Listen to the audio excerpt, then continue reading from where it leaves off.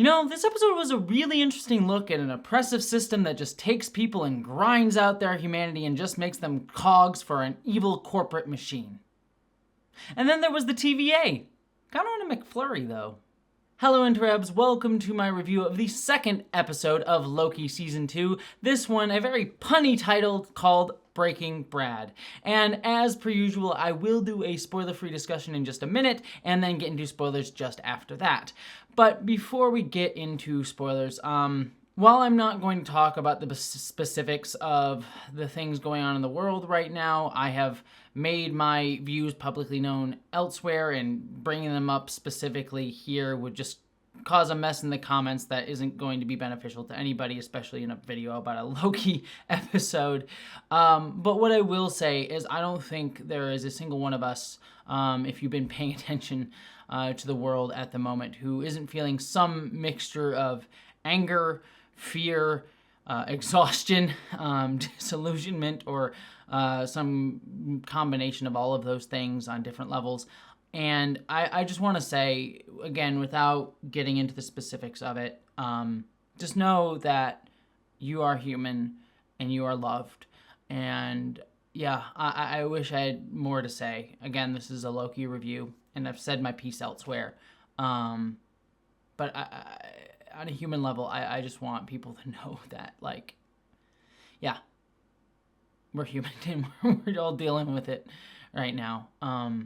So my love to you watching this, and let's have some fun talking about oppressive systems, at least in a fun way. And you know, just at least recognize that we're all in this moment together, and let's talk about something kind of fun. Yeah, that's about what I can say at this point. Anyways, let's get into the spoiler-free discussion. First and foremost, while I know I've said it pretty much every review I've done of this series ever, it's worth reiterating again, the chemistry between Loki and Mobius is just off the charts, and frankly, I think this episode features some of their best back and forth that I've seen in the entire series, and that is saying something. Every time that these characters just get to like be around each other and just bounce off of each other, it is an absolute treat, and really makes even scenes that would come across as fairly standard really shine, because these two are just so great. And not just in the comedic way, though they do that really well, but in the scenes where they get to like really care about each other, and especially Tom Hiddleston, like getting moments to actually show a sensitive side to Loki that he didn't get to really show a ton, even in the previous season of this show, and almost certainly in the movies, outside of a few scenes here and there with Thor. Like even in The Dark World, he had some really great stuff despite that movie being crap. But I think here he just really shines with that, and I'm absolutely just like eating every single one of those scenes up, like nom, just given to me. And so I think all of those scenes really work. Where this episode is starting to falter for me is kind of on two levels. The first is the overarching sort of ongoing plot involving the TVA trying to hunt down Renslayer, as well as the sort of like offshoots of the TVA that are trying to take things down.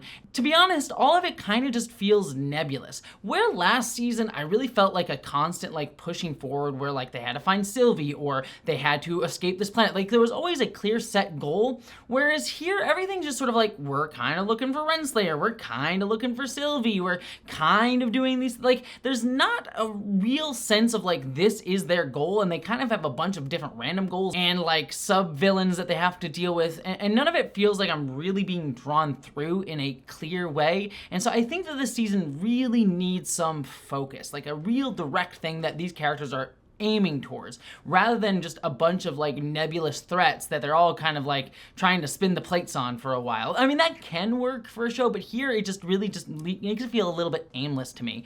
And it especially is egregious given that we kind of jump into the middle of a bunch of plot lines in this episode, and I'm sort of like left to try and like pick up what's going on, which sometimes can be fun, but here it just made me think like, did I miss an episode? What's going on? And I was sort of like a little bit lost, and I think that it just comes down to the fact that I don't really feel like there's a concrete concrete like goal that we're clearly working towards, and the show's not really showing that to us. The other thing, and I'll talk a little bit more about this in the spoiler-filled section, but some of the thematics of this episode has me a little bit nervous, just because I feel like it could go a really good way, but knowing Marvel, especially with something like Secret Invasion, I don't really trust them to handle these themes really, really well. Season 1 of Loki, I actually think they did handle its themes of like breaking out of systems that try to define you or tell you who you're supposed to be, and I really bring that down to the creative team. But considering there's been a creative team overhaul in this season, and a lot of the missteps, even public recently, if you've seen some of the news around Marvel TV stuff, in terms of creative behind the scenes direction and just Marvel's politics generally, it has me a little nervous what's being said here. I'll talk a little bit more of that in spoilers, so let's get into that to be able to discuss that. Let's start off with the positives though. I really enjoyed this idea of one of the hunters of the TVA, Brad, going off and trying to find his own life and just sort of rejoin the timeline, but them kind of having to hunt him down because they need the information that he has about Sylvie. I thought that was really clever, and I thought Brad was kind of a fun character, even though we just sort of introduced this episode. He may have been in season 1, I don't really remember him. And I thought the chase sequence was a lot of fun, the back and forth between Loki and Mobius, and then the shadow play stuff that Loki did and like kind of showcased his villainous magic powers that we saw in like the Avengers movies being brought forth here in a sort of more heroic way, kind of going with the theme of the episode towards Loki of whether he can be a hero or if he's always going to be a villain.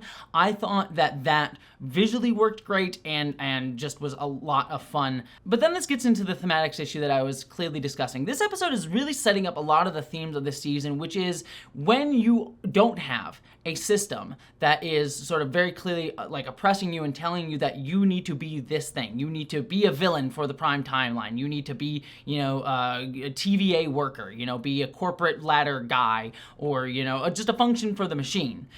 What do you define yourself as? And they've been setting that up and exploring it in kind of a few interesting ways, like with the Doc's character, where I said last episode, she just sort of said, well, we don't have the people in charge, but I'm still going to double down and still feel like I'm going to do what the system wants me to do because it's the only identity that I know. And then we have Brad sort of doing the complete opposite, being like, I'm going to go self-actualize, find who I want to be, and be that person, sans what I was told to be. And then you have Mobius, who's like, I'm trying to ignore it. I'm just going to, this is my life. This is what I'm supposed to be. I don't want to know what any other possibilities are. And then Loki with this whole idea of, can I be a hero or am I still just going to be stuck in this cycle of becoming a villain of just making things worse? These are all really great themes.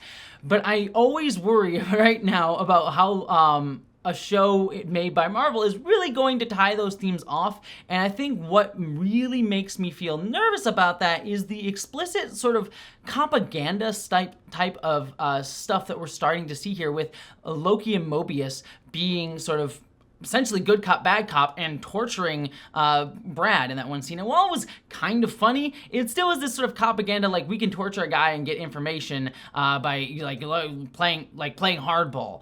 And so this idea of like, yeah, the TVA could be a good thing, and framing it in sort of these like very cop terms, and it feels like what they're doing with Sylvie, where she's like, I don't trust the TVA, and she's sort of saying, no, they do actually care at the end, that's sort of affecting her.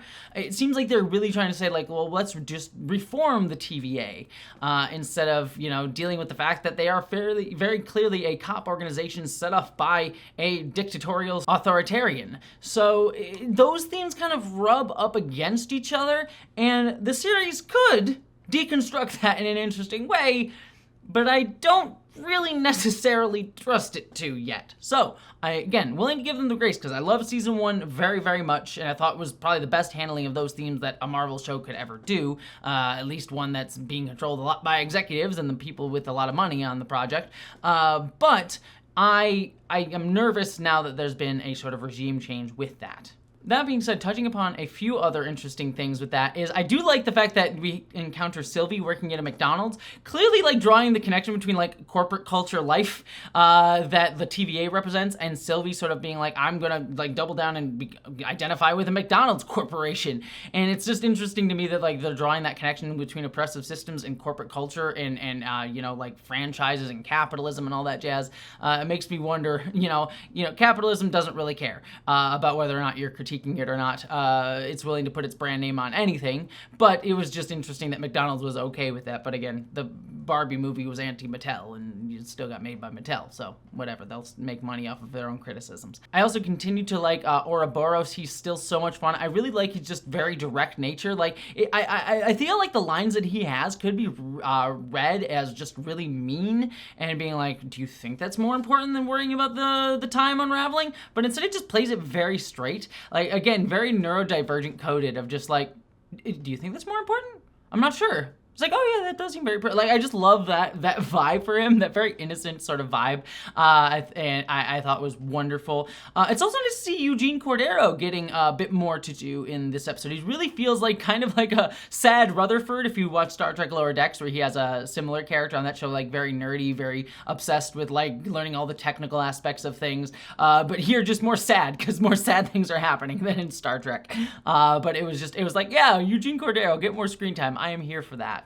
And I do really like, despite my misgivings about the themes, I do like the TVA sort of being like, those were all people. We're starting to see these people who had dehumanized these timelines. It's very clearly saying, like, no, they were people that we need to actually try to save. So I thought that was a very good element of that. The only other thing that I'll just sort of reiterate a little bit here in more specific terms is the stuff with like Docs, for example, where we see her sort of destroying all the different timelines. It just sort of came out of nowhere. And I know she was set up last episode, but it really just felt like they just wanted to have some sort of tension at this point in the season, like have a little mini character that, you know, Loki and Mobius can take out before we get to like the Renslayer or the Kang of it all. But really, it just sort of felt like it came out of left field because you hadn't really established her as a character. She just had like one or two scenes, and then suddenly she's just doing all these things. So yeah, that just feel like it structurally was a bit wonky and needed more build up if they were really going to try and pay that off with this. But as it stands, it works enough for the plot beat that I know that they were going for with Sylvie and Loki and the TVA.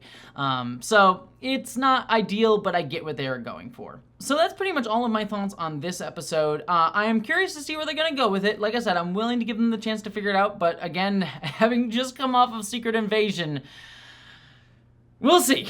We'll very much see. But there is still a lot to like. The chemistry and just the fun with these actors and characters is great. So it's still a lot of enjoyment on that level. But with all that said, one other thing that I should mention is more than likely I will be still reviewing this series next week. But in 2 weeks, I'm actually going to be on set filming my movie Identities. If you didn't know, I'm making a science fiction film, Identities. It's all SAG approved, so don't worry about the strike stuff there. But what that means is that my entire, like the past week, and most likely even more so my next week, have just been, I've had no life, because I've just been taking calls, doing meetings, getting things prepped for that. So I am still planning to review next week's episode, but it very well be the case that I won't have time. So if you don't see my review go up, that's the reason why. There will definitely not be a review in 2 weeks.